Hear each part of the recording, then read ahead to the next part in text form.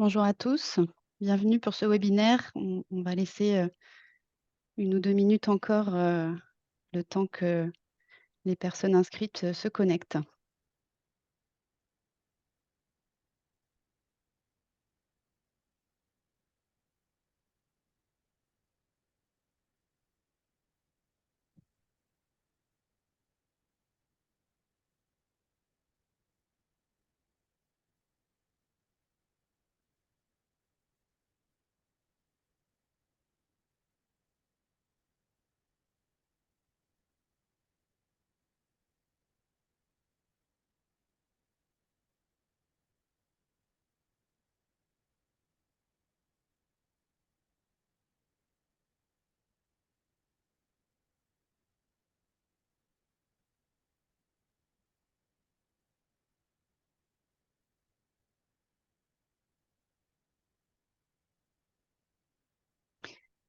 On va démarrer ce webinaire. Donc bienvenue à tous pour ce webinaire 1 heure pour comprendre, sur le programme de rénovation énergétique des logements communaux à caractère social, que le SDEC Énergie, a lancé. Avant de commencer, je vais simplement rappeler quelques règles, de fonctionnement de ce webinaire. Alors, Alors d'une part, donc vos micros sont coupés, les webcams ne sont pas activés, donc il n'y a pas de possibilité d'échange direct. Les échanges se font par, l'onglet, questions-réponses que vous avez, en principe sur votre écran, Q et R. Donc vous pouvez poser ces questions, dans cet onglet et nous y répondrons, soit au fil de l'eau, soit, pour les questions qui vont peut-être intéresser tout le monde à la fin, suite aux présentations. Alors, voilà, donc aujourd'hui, donc ce que nous allons vous présenter, c'est je dirais, nouvel, pas tout à fait nouveau, mais un élément qui s'inscrit, dans le cadre de la politique de lutte contre la précarité énergétique du SDEC Énergie. Donc cette politique, une politique dans ce domaine qui existe depuis plus de 20 ans. En 2022, le SDEC a mis en place un nouveau dispositif, qui vise à accompagner la rénovation des logements communaux. Et aujourd'hui, en 2024, les élus ont souhaité rendre ce dispositif plus visible et plus accessible aux communes en lançant un appel à projets. Et donc, ce webinaire a vocation à vous présenter cet appel à projets qui vient d'être lancé sur la rénovation des logements communaux. Donc, on va, au cours de l'heure qui vient, vous présenter quelques éléments de contexte sur la rénovation, et sur la précarité énergétique. Présenter quelques éléments sur pourquoi rénover son logement communal. Donc, vous venez certainement avec, plein de bonnes raisons de rénover votre logement. Peut-être on va, ajouter, quelques autres bonnes raisons encore. Ensuite, on va vous présenter l'appel à projet, à proprement parler. Hem, qui est éligible, son fonctionnement, quelles opérations, quel montant d'aide, et cetera. Et puis un dernier point, comment candidater à cet appel à projet. Donc pour cette, présentation, nous serons 2 intervenantes. Donc, moi-même, Guénaëlle Carlier, je suis responsable du service dynamique territoriale et innovation au sein de la direction de la transition énergétique du SDEC Énergie. Et donc Alicia, que je laisse se présenter. Oui, bonjour, donc Alicia Pringot. Donc, moi, j'ai en charge, de mettre en place des actions pour lutter contre la précarité, énergétique, au SDEC. Voilà, et j'aurai en charge de suivre, l'appel à projets qu'on va vous présenter. Alors d'abord quelques éléments de contexte. Hem la rénovation par rapport à la rénovation énergétique, donc c'est un objectif, important, dans le cadre de la politique, nationale qui doit mener notre pays vers la neutralité carbone en 2050. Puisque, le secteur du bâtiment représente 18 des émissions de gaz à effet de serre en France. Et donc, cet objectif de réduire, ces émissions de gaz à effet de serre, dans le secteur du bâtiment se traduit aussi aux différentes échelles, dans les politiques plus locales. Donc on va retrouver, ces objectifs au niveau du SRADET, le schéma régional d'aménagement et de développement durable et d'équilibre des territoires, donc au niveau régional, et puis également au niveau des EPCI dans les plans climat air énergie territoriaux. La rénovation des bâtiments est un élément fort des PCAET, plans climat air énergie territoriaux. Et donc, par rapport à l'implication du SDEC et à sa sur le logement, notre angle d'approche est davantage, celui de la précarité énergétique, donc un angle plus social, par rapport à la rénovation des logements puisqu'il y a, des enjeux, qui sont, je dirais principalement de 2 ordres. D'une part, on a un certain nombre de ménages qui vivent dans des passoires thermiques et donc avec, problématique de confort, de cadre de vie et même de santé. Et puis, on a une problématique de coût de l'énergie qui est en augmentation et qui, donc les factures augmentent et donc on a un enjeu de pouvoir d'achat également, derrière, cette, problématique-là. Alors sur la précarité énergétique, hem, on a, l'Observatoire national de la précarité énergétique qui, observe, comme son nom l'indique, l'évolution de la précarité énergétique en France et qui produit, des données, chaque année, qui nous montrent comment, elle évolue. Donc quelques chiffres issus de cet observatoire. Donc vous savez tous que le prix de l'énergie, est, plutôt en augmentation, on va dire, avec, des pas mal de comment dire? De fluctuations, mais, une vraie tendance globale à l'augmentation, notamment sous l'effet, du contexte géopolitique et donc, le constat fait par l'Observatoire national, c'est, qu'en 2021, alors il y a toujours un petit décalage dans la production des données, hein, en 2021, on avait 3,4 millions de ménages qui, étaient en situation de précarité, énergétique en France et c'est, 12 de plus que l'année précédente. Donc il y a eu une forte augmentation cette année-là. Et a priori, ça se, poursuit quand on regarde les indicateurs suivants qui sont, issus, d'enquêtes réalisées auprès des ménages, qui sont, elles, des données 2023, où, on voit que, presque 80 des Français ont déclaré avoir restreint le chauffage chez eux, pour avoir des factures pas trop élevées, donc pour une question économique. Hem Et on a un quart des Français qui disent avoir souffert du froid, donc ça veut dire que parmi les 80 il y en a qui ont probablement restreint, au-delà du niveau, de confort minimal, et donc il y en a qui ont souffert du froid au cours de l'hiver 2022-2023 pendant au moins 4 heures. Voilà et donc 42 disent que c'est pour des raisons financières. Donc ces 2 indicateurs montrent que la précarité énergétique, hem, heu heu, voilà est plutôt dans une tendance à l'augmentation. On a un dernier indicateur qui va plutôt concerner le confort d'été, donc c'est autre chose, mais qui concerne aussi beaucoup de Français, puisqu'il y a plus de la moitié des Français qui déclarent avoir souffert d'un excès de chaleur en été. Donc c'est une problématique qui monte, petit à petit, avec l'augmentation des périodes de canicule notamment. Hem Et donc alors là, il y a une petite baisse, hein, par rapport à l'année précédente. Vous voyez -4 points, mais qui est liée, aux variations, d'un été sur l'autre de la météo. Mais, voilà, mais globalement, c'est une problématique qui touche, beaucoup de Français également. Heu, Avec un moindre impact sur les factures évidemment. Enfin, ça n'a pas d'impact sur les factures, mais plutôt un impact en termes de confort. Alors avant de passer au point suivant, on va lancer un petit sondage qui va apparaître sur votre écran.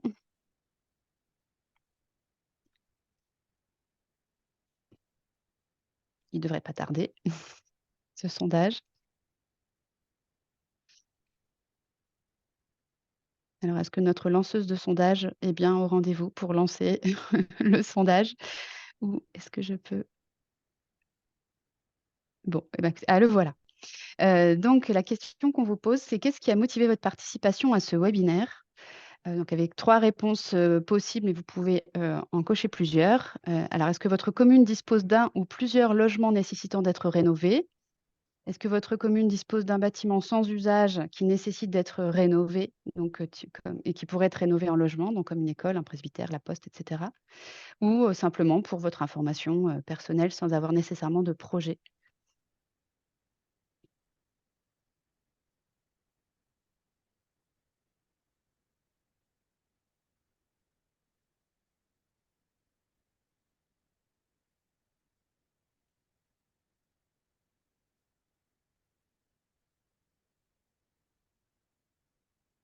Donc vous êtes, aux 3/4.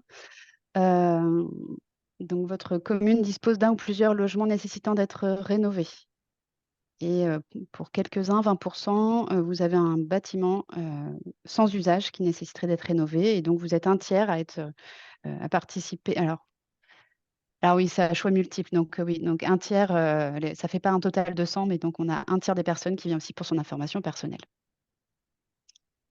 Très bien. Alors on va passer à, pourquoi rénover son logement communal? Donc, il y a toute une série de bonnes raisons de le faire. Tu peux passer au point suivant. Alors la 1re, qui est notre clé d'entrée à nous, c'est d'abord de lutter, contre la précarité énergétique avec un objectif de réduire la facture énergétique des occupants, et aussi d'améliorer, enfin d'avoir des logements plus confortables et plus performants, sur le marché pour ces ménages. Hem, mais c'est aussi, pour répondre à des besoins, plus généraux de la population. Donc d'une part, on a une croissance des demandes de logements un caractère social, hein, de manière générale en France, une forte croissance, et donc les lo mettre en proposer des logements communaux, de nouveaux logements communaux même à la location permet de répondre à cet enjeu-là ou d'y contribuer. Ça peut permettre à des personnes âgées de continuer à vivre dans leur logement puisque, la rénovation énergétique d'un logement communal peut aussi être l'occasion, d'intégrer, de la rénovation liée, à l'adaptation au vieillissement, à l'accessibilité. Ça peut permettre aux populations locales de continuer à se loger dans des secteurs qui sont très touchés par la hausse des prix de l'immobilier, donc ça va concerner particulièrement le littoral, par exemple, hem, voilà, où le marché de l'immobilier est plus tendu. Ça peut permettre de répondre à des besoins ponctuels comme, le fait de loger temporairement des ménages en situation difficile. Hem, de manière générale, le fait d'avoir des logements permet d'accueillir des ménages qui vont eux aussi concourir à la vie locale et ce qui va contribuer à dynamiser ou redynamiser des territoires, notamment en milieu rural et permettre de ce fait le maintien aussi de services existants. Ça peut permettre de pallier, à la vacance et à la dégradation, des logements. Voilà, on a heu un certain nombre certains logements communaux peuvent être vacants et donc l'enjeu, c'est de les remettre, sur le marché, et ça permet aussi d'éviter de consommer du nouveau foncier. Voilà, au lieu de construire de nouveaux logements, autant réutiliser, ceux qui existent déjà. Pour la commune, ça permet, aussi de valoriser et d'entretenir son patrimoine, et d'éviter qu'il ne se dégrade. Et puis dernier élément et on va y revenir de façon un peu plus approfondie, ça, vous pouvez rénover votre logement communal. Bah, vous devez rénover votre logement communal aussi pour répondre à des obligations réglementaires. Je vais laisser Alors Alicia prendre la relève sur cette partie. voilà, donc je prends la main pour vous parler, des exigences réglementaires, qu'évoquait, Guénaël. Donc c'est notamment la loi climat et résilience d'août 2021, qui a imposé un critère de décence, énergétique et qui impose donc à tous les propriétaires, de logements de mettre en conformité leur logement, tant pour la location que pour la vente du logement. Donc le critère de décence énergétique, concrètement, c'est quoi? On considère qu'un logement est énergiquement décent dès lors que la consommation finale d'énergie est inférieure à 450 kWh par mètre carré. Donc cette donnée-là, elle est effectivement, donnée par la réalisation d'un DPE et elle correspond aux critères, de la France, métropolitaine. Alors, depuis, août 2022, vous avez dû entendre parler de la du gel des loyers pour les passoires thermiques. Donc effectivement, depuis cette date, il n'est plus possible d'augmenter les loyers qui sont considérés comme des passoires thermiques. Alors, sont considérés comme des passoires thermiques les logements qui affichent aujourd'hui un DPE de classe énergétique F ou G. Et ces critères, en fait, de gel des loyers, s'imposent à tous les contrats de location conclus, renouvelés ou qui seront, tacitement reconduits après cette date. Donc ça, c'était une 1re étape, c'était donc le gel des loyers et puis, depuis, micro, hop, et depuis août 2021, il n'est plus possible de mettre en location un logement qui consommerait plus de 450 kWh par mètre carré. Alors ça correspond aux logements qui sont classés G+, hein, c'est-à-dire, vraiment les consommations les logements les plus consommateurs. Alors, c'était le début, d'un certain nombre, de mesures. Le calendrier, il est affiché. Donc, comme je vous le disais tout à l'heure, depuis janvier, 2023, sont interdits à la location tous les logements classés G. À partir de janvier 2025, ne pourront être, sur le marché de la location uniquement les logements qui afficheraient une classe énergétique étiquette F.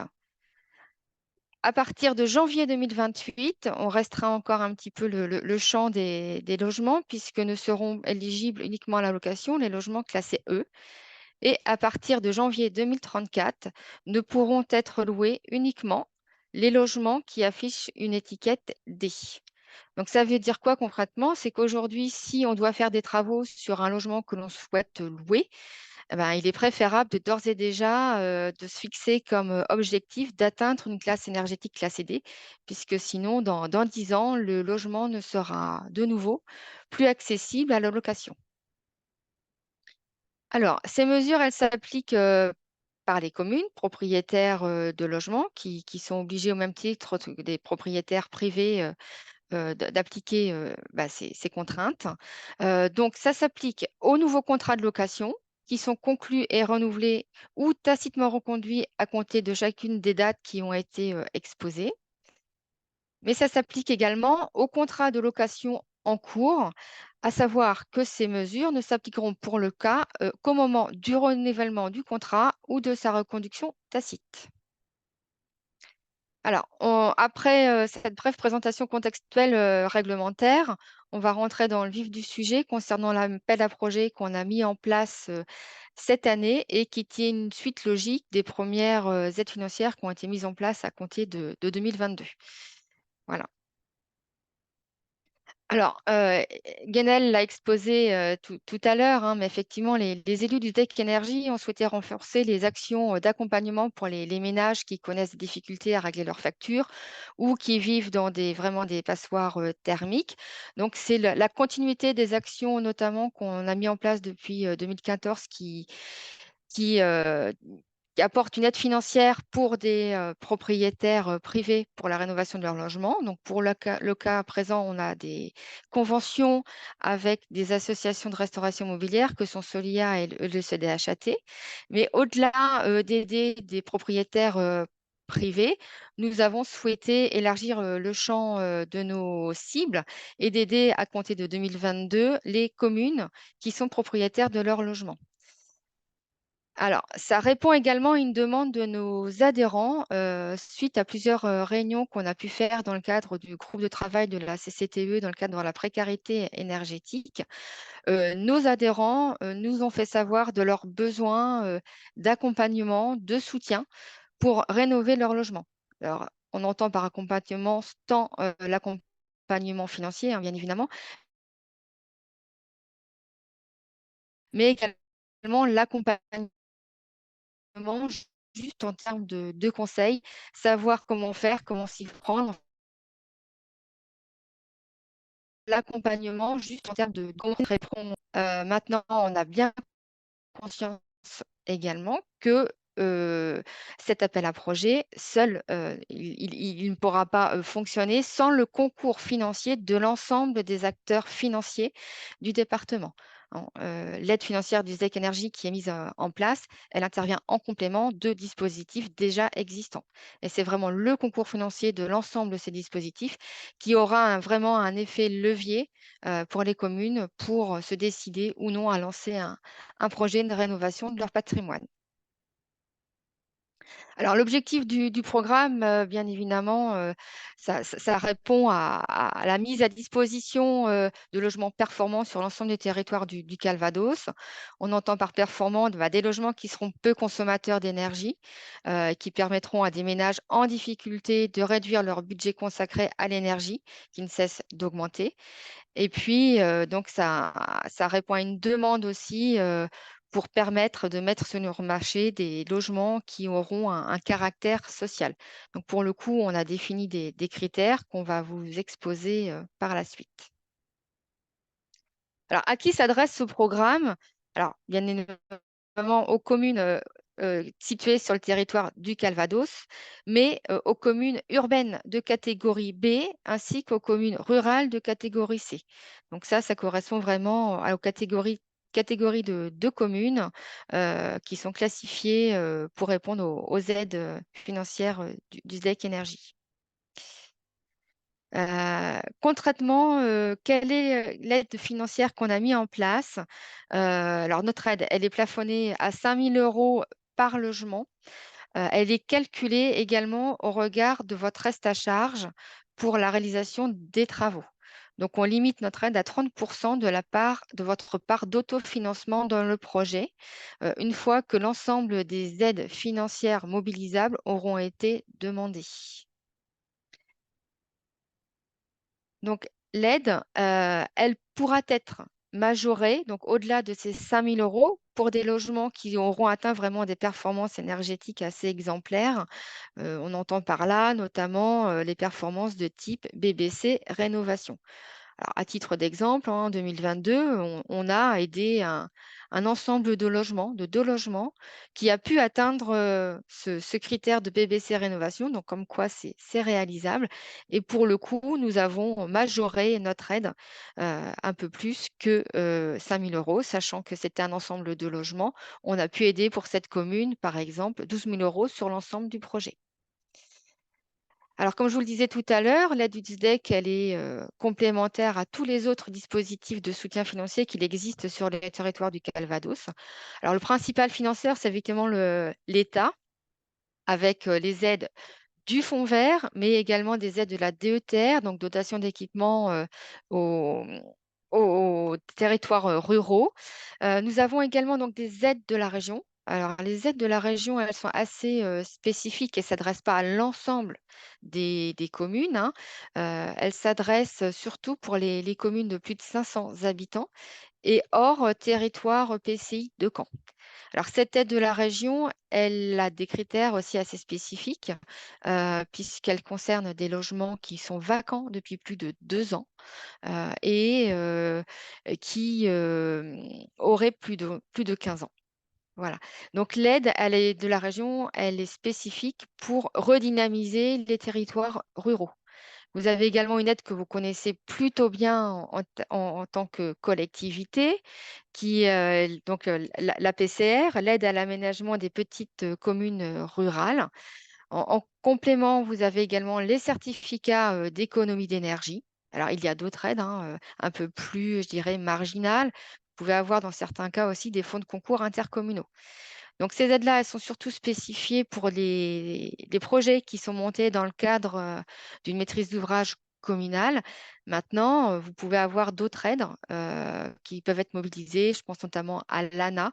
Mais là encore, c'est pour des projets qui seraient montés dans le cadre de bois réhabilitation dont on va parler ultérieurement.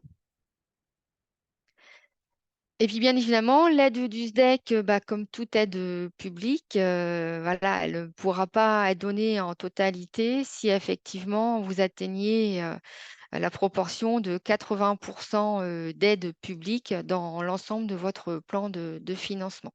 Auquel cas, on serait contraint de réduire le montant de l'aide. Et ça peut être possible, on a eu le cas sur un dossier. Alors, comment candidater? Alors, nous avons lancé l'appel à projet fin avril 2024. On vous laisse jusqu'au 31 octobre 17 heures pour pouvoir répondre à cet appel à projet.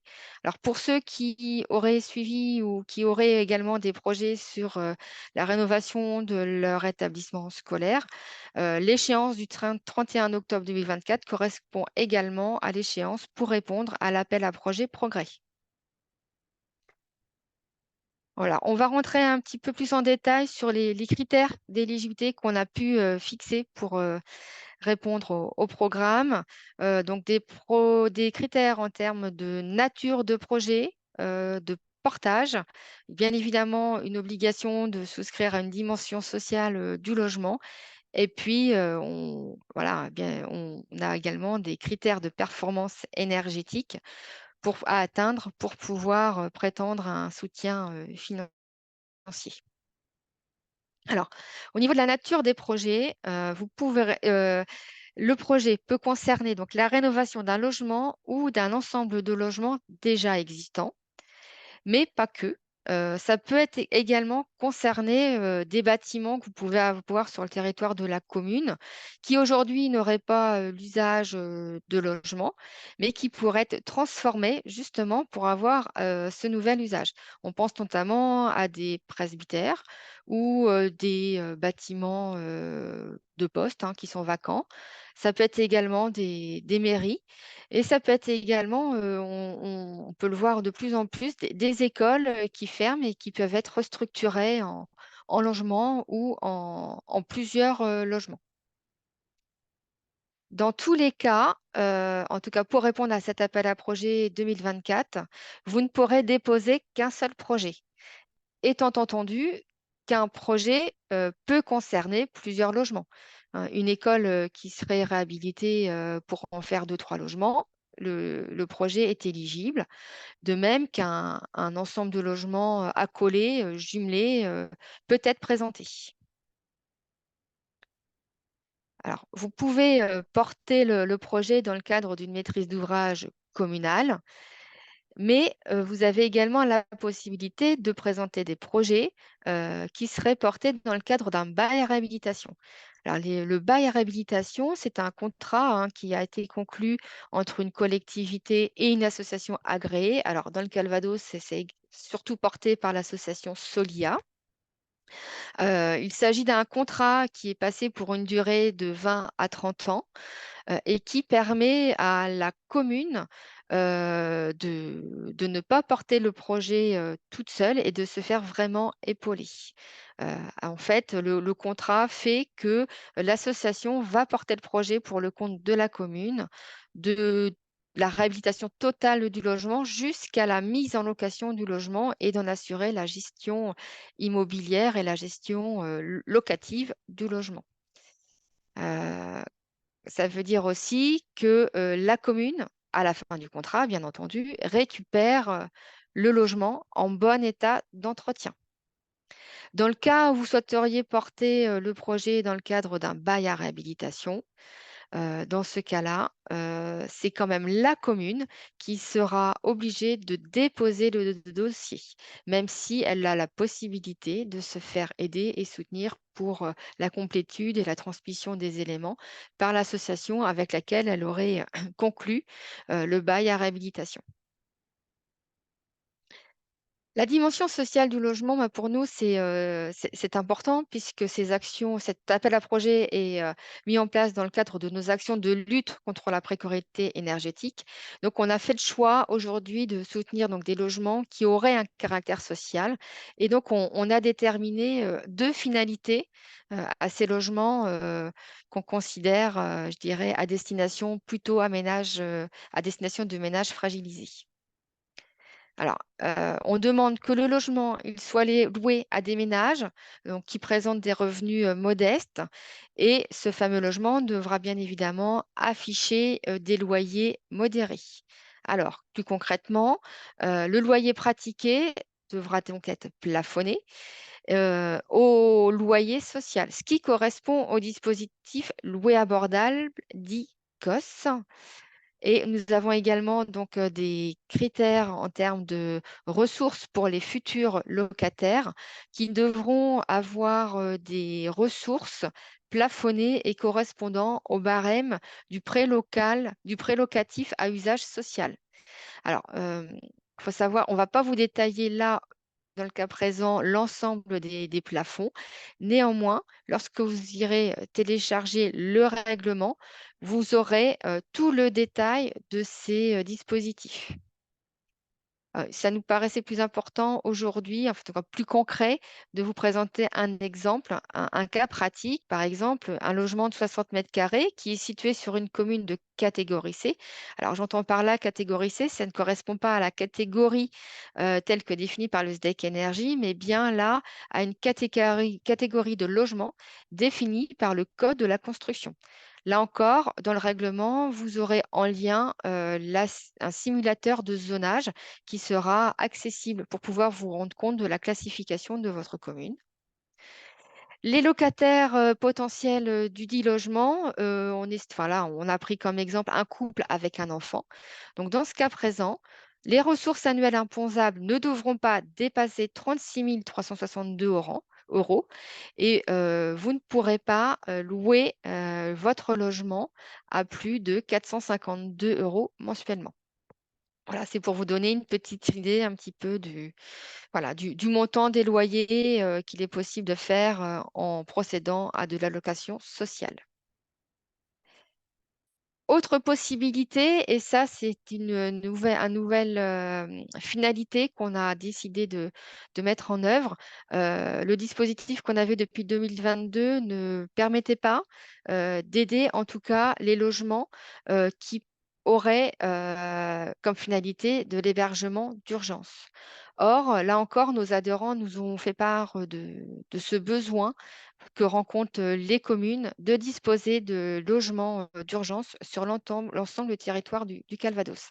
Alors, on entend comme, hébergement d'urgence, des logements qui sont, a priori, mis à disposition gratuitement, heu, sans sélectivité des publics et qui permettent d'accueillir, qui rencontrent, des situations d'urgence. Ça peut être des migrants, ça peut être des femmes battues, enfin voilà, il y a plein de possibilités pour accueillir des gens dans le besoin urgemment. Donc bien évidemment, ces logements-là ne disposent d'aucun titre de location et qui garantit donc le maintien dans les lieux.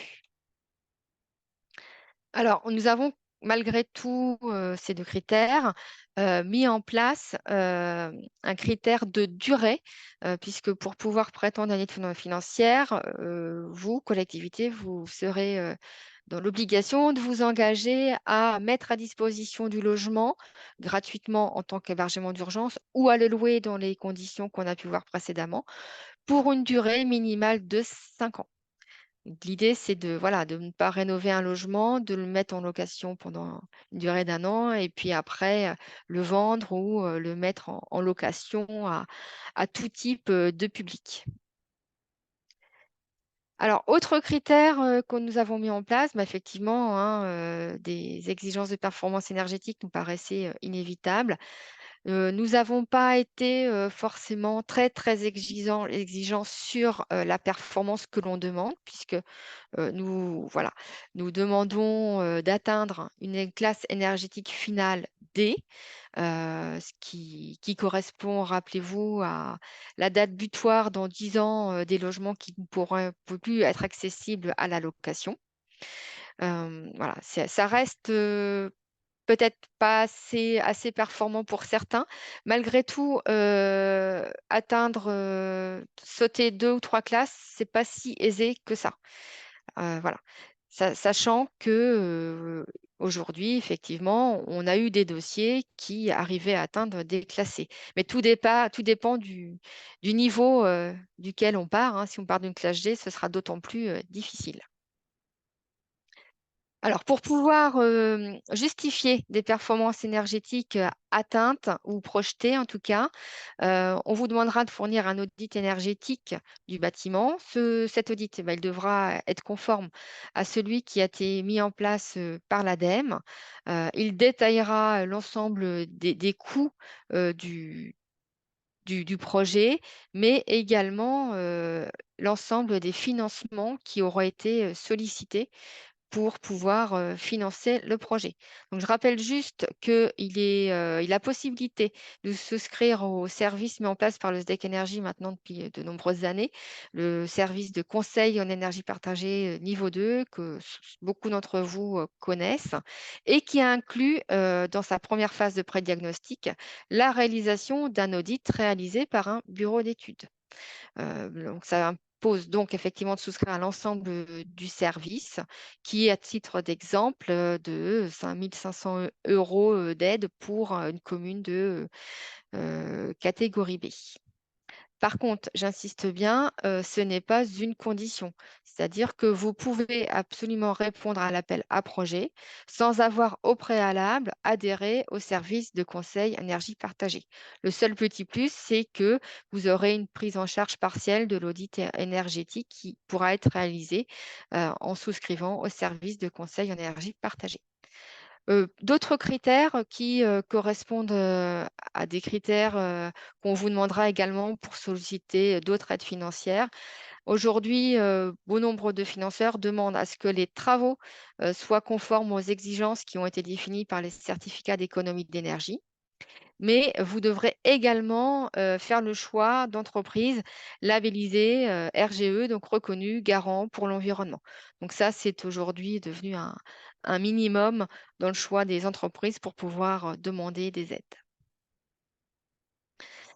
Alors, on vous demandera également quelques engagements. Donc, on l'a vu précédemment. Donc, ne déposer qu'un seul dossier. Donc, pour mémoire, hein, un dossier peut concerner un ensemble de plusieurs logements. Vous ne pourrez pas avoir commencé vos travaux avant de pouvoir déposer un dossier de candidature.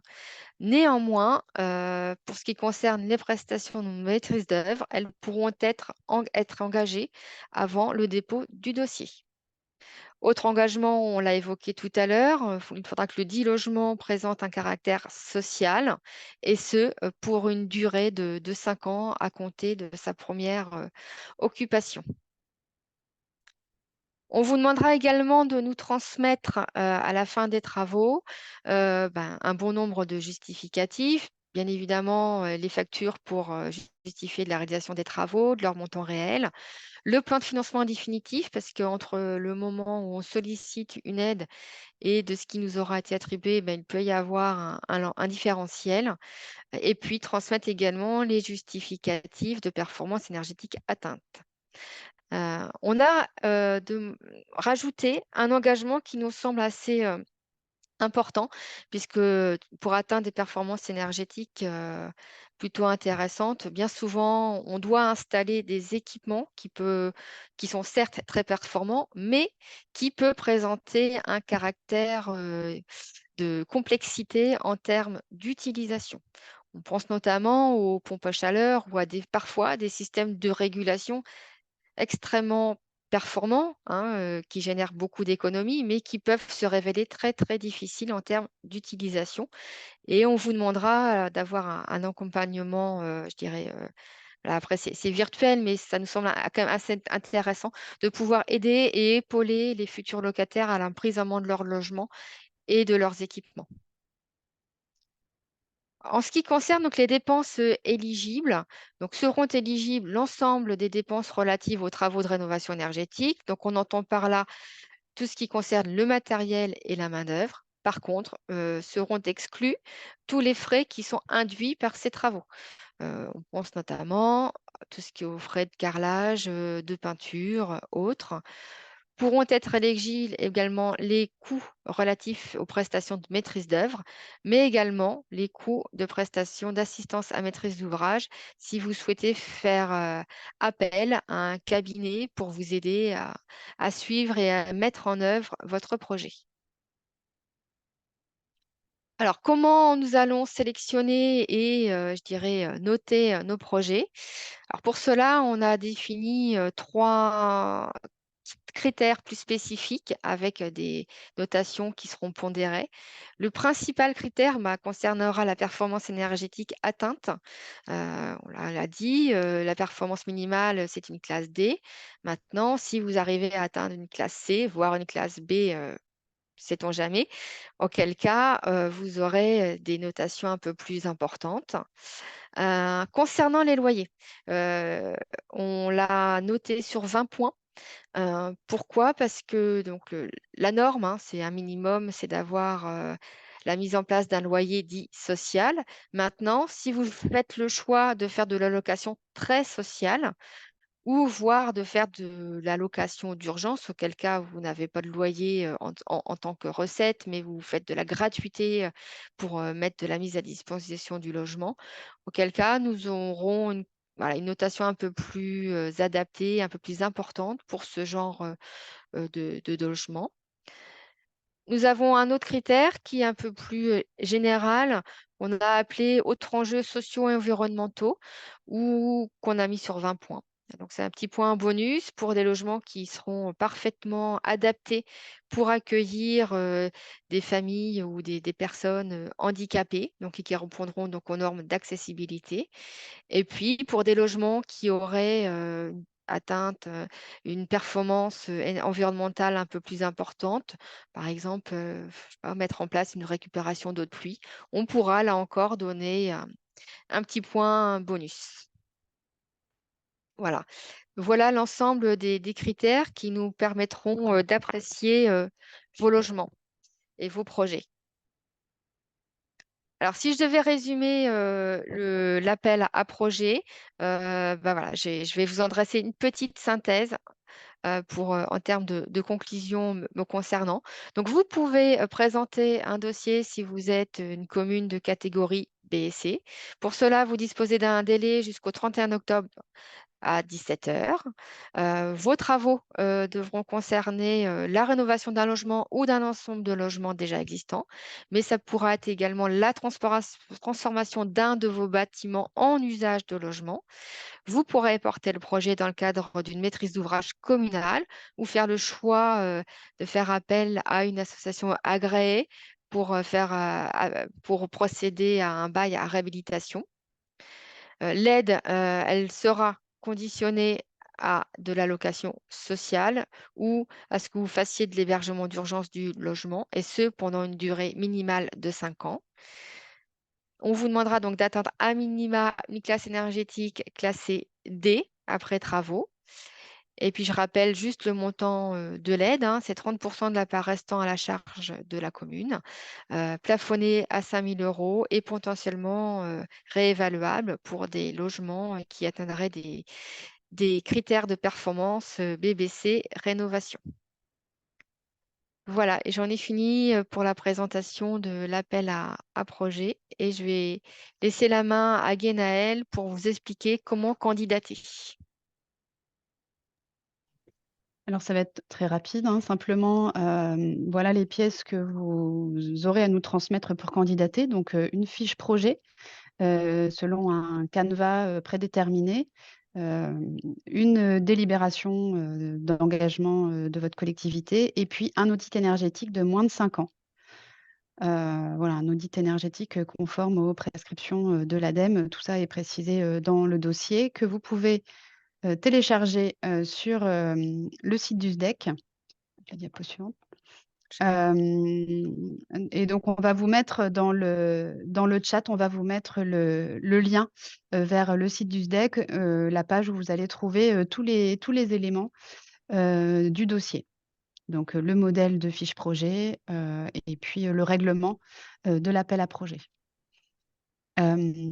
Avant de déposer votre candidature, on vous invite fortement à contacter au préalable donc Alicia, que vous voyez maintenant. Voilà ses coordonnées. L'idée, c'est qu'elle puisse, enfin, déjà, elle pourra répondre à toutes vos questions et vous aider aussi peut-être à préciser votre projet, notamment, si vous avez besoin de plus d'informations sur le bail à réhabilitation, par exemple, ou en tout cas donc sur le type de portage du projet que vous pourriez retenir. Sur la réalisation de l'audit aussi, si vous avez des questions, voir éventuellement s'il y a un CEP pourrait être nécessaire, notamment dans le cas, de logements qui seraient, intégrés dans un bâtiment public, plus vaste, par exemple, ça peut arriver. Et puis elle pourra également vous donner quelques informations sur les autres aides, voir si vous avez bien, identifié toutes les aides auxquelles vous auriez droit. On peut aussi vous donner des renseignements sur les acteurs qui peuvent vous accompagner dans votre projet. Hem Et voilà, notamment s'il y a des problématiques architecturales, des choses comme ça, il y a des acteurs qui peuvent, vous aider. Et puis, ça permettra aussi de vérifier l'éligibilité de votre projet avant que vous déposiez la candidature. Donc voilà, on vous invite fortement à la contacter, dès maintenant, hein, si vous le souhaitez. et votre candidature sera donc à déposer à l'adresse suivante, qui apparaît à l'écran, donc l'adresse, du service de la direction transition énergétique du SDEC, avant donc le 31 octobre. Donc on en arrive aux questions-réponses. Alors, est-ce qu'il y a des alors peut-être avant de prendre des, hem oui, alors, on a encore un petit sondage à vous diffuser. Hem, donc n'hésitez pas à nous poser vos questions dans le module de questions-réponses et en attendant, voilà, on diffuse ce petit sondage. Donc, pensez-vous candidater à l'appel à projets? Heu, donc plusieurs possibilités, soit oui, soit non, on vous demande si possible de préciser, pourquoi. Donc, car, 1re raison, votre commune n'a pas de logement à rénover. Deuxième raison, votre commune ne souhaite pas faire de la location sociale. Troisième raison, le délai est trop court pour répondre dans le délai de l'appel à projet. Et quatrième possibilité, votre projet ne répond pas aux critères d'éligibilité du SDEC. Et puis, il y a peut-être d'autres raisons. Alors j'en profite juste pour répondre à une question, qui était dans le chat et qui permet de répondre à un petit peu aux questions qu'on a posées, nous en demandant si on allait renouveler l'opération l'année prochaine. Là, pour le coup, ça sera, je pense, selon, selon le succès ou non de l'appel à projet cette année, ils décideront ou pas de renouveler l'expérience. On va pouvoir voir les résultats du sondage. Donc vous êtes, plus de la moitié à indiquer que vous pensez candidater à l'appel à projet. Et donc, vous êtes 20 à indiquer que le délai est trop court, donc, vous serez peut-être, intéressés si le Mmh. dispositif est renouvelé. Et puis non, pour d'autres raisons, donc à 25. Donc, n'hésitez pas à nous contacter pour, exprimer éventuellement d'autres raisons si, c'est lié à notre appel à projet. On est preneur de vos suggestions également. Voilà, merci. Est-ce qu'il y a d'autres questions? On a N'hésitez pas, on n'a pas de questions, c'est que sans doute c'était très clair.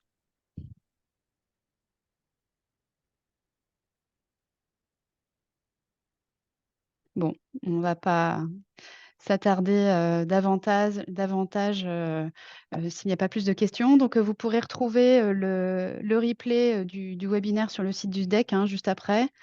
On vous a mis le lien vers le site, c'est le site du SDEC, hein, dans le chat, et vous verrez, assez facilement sur la page d'accueil en lien avec l'information, l'actualité sur le webinaire, vous pourrez accéder à tout le dossier. Et puis voilà, on vous remercie, de votre participation. On a un dernier sondage à faire. Ah oui, non, j'ai oublié un élément, oui, raison. Si vous souhaitez, alors on vous propose en fait, un atelier de la fabrique énergétique pour, apporter plus d'informations sur la rénovation, des logements communaux à caractère social. Donc le mercredi 26 juin, de 9h30 à 12h30. À cette occasion, on approfondira, un certain nombre d'informations. Donc, mettre la diapo suivante, avec le programme. Donc, notamment pourquoi rénover son logement communal. On ira plus loin sur, notamment les questions de réglementation. On rentrera plus dans le détail que ce qu'on a pu le faire aujourd'hui. Comment se lancer? On pourra présenter davantage des accompagnements que certains acteurs apportent, pour vous accompagner dans vos projets de rénovation des logements. Hem, et notamment, on pourra revenir plus spécifiquement sur le bail à réhabilitation, et on présentera également, plus en détail les aides financières existantes, hein. Là, on les a juste effleurées, mais on les présentera de façon beaucoup plus détaillée avec, également des intervenants, financeurs, enfin des financeurs qui viendront intervenir pour présenter leurs aides.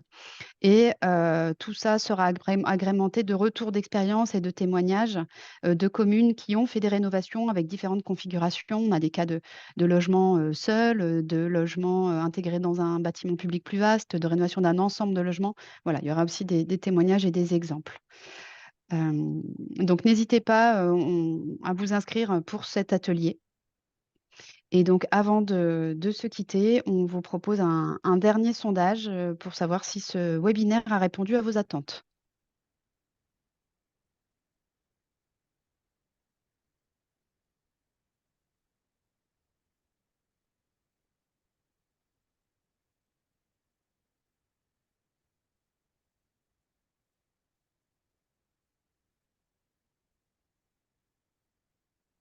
À 100, il a répondu à vos attentes, donc c'est parfait, on est ravis. On espère que vous serez nombreux à répondre à l'appel à projet et on se tient à votre disposition. Alicia se tient à votre disposition, peut-être la diapo d'après.